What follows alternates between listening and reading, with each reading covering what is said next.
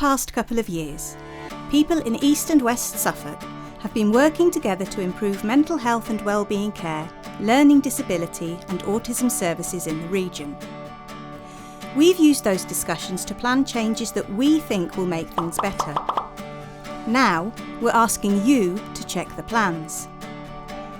Here is a quick overview of what you told us, the changes we've planned in response, and examples of how that will affect people living in Suffolk. You told us that you needed to be able to access help quickly and easily. So, we've planned changes that mean that if you're experiencing mental health difficulties and need help, whichever health, social care or education professional you reach out to, they will make sure you get the support you need. That could be your GP, a nurse, a social care professional, a 111 call advisor, a member of your community team, or even a support worker in your school. There'll be no wrong door when you're seeking help. Whoever you choose to speak to will know what to do next and will act quickly to make sure you get the help you need. For example, Arib has been managing his bipolar with medication for the past 20 years. Recently, Arib has been well and has not had to see his community team for over 2 years. However, Arib started noticing some early warning signs, like talking quickly and increased activity levels, so he reached out to his GP for some help. Arib's GP does not need to make a referral for Arib to speak to a specialist, as she's able to speak to a consultant psychiatrist directly. The psychiatrist gives the GP some advice on medication changes. This means that Arib doesn't have to speak to a second person or retell his story. At Arib's 6-week review, his GP notices that Arib is continuing to struggle, so arranges for him to be reviewed by a mental health specialist. Arib is able to access these specialist services quickly, and within 3 months his moods have stabilised and he is able to continue to manage his condition with the help of services in his community. The children, young people and families that we spoke to told us that they wanted to be able to access support in a variety of different settings.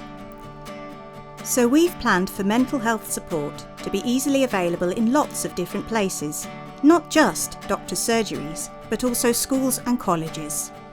They also told us that transitioning to adult services can often be challenging. So, we've made as many services as possible available to young people up to the age of 25. For example, Sarah is 14 years old and over the past few months has started to worry about going to school. Her parents and the school are unsure why. Sarah isn't being bullied or struggling with the work. However, Sarah's mental health declines and she is now having panic attacks and very rarely manages a full day at school. She's also struggling to sleep and has a reduced appetite. Sarah's mum calls the GP surgery and makes an appointment with the mental health nurse, Sharon. Sharon is kind and listens to Sarah. Together, they identify Sarah's head of school year, Mr. Thompson, as a person she trusts and feels she can talk to. Sharon works with Mr. Thompson to support Sarah with her anxiety. They continue to meet in a setting Sarah feels comfortable with to discuss how she's getting on. Sarah now feels less anxious about going into school and knows to whom she can reach out for support. Also, people who have lived experiences of learning disability and/or autism told us that it's sometimes difficult to access healthcare because they can have different needs to other service users. To combat this, we're planning to support all healthcare teams to understand how to make reasonable adjustments. This will ensure that all patients can access the healthcare they need. For example, David is nervous of healthcare settings and afraid of needles. David's carer Anna is worried that David won't attend his annual health check. After a quick call to David's GP surgery, the practice team has ensured that David will get a longer appointment slot. David's GP also calls him before the appointment to talk David through what will happen when she sees him. David is reassured and decides to attend his appointment.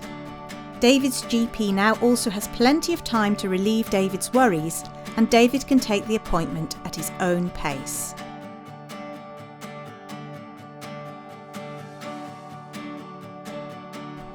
People who engaged with us also told us that when experiencing mental health crises, they need to be able to get support quickly. We have now introduced a dedicated mental health crisis helpline. Because of the increased demand caused by coronavirus, we had to do this quickly. However, in the future, we're planning to make this even easier by introducing 111 option 2 instead, an easy-to-remember number that is familiar to people. Our vision is that people who call 111 and press option 2 will get through to a trained mental health team member who will make sure they get the support they need. For example, Alice has recently finished her A-levels and is feeling overwhelmed by her future.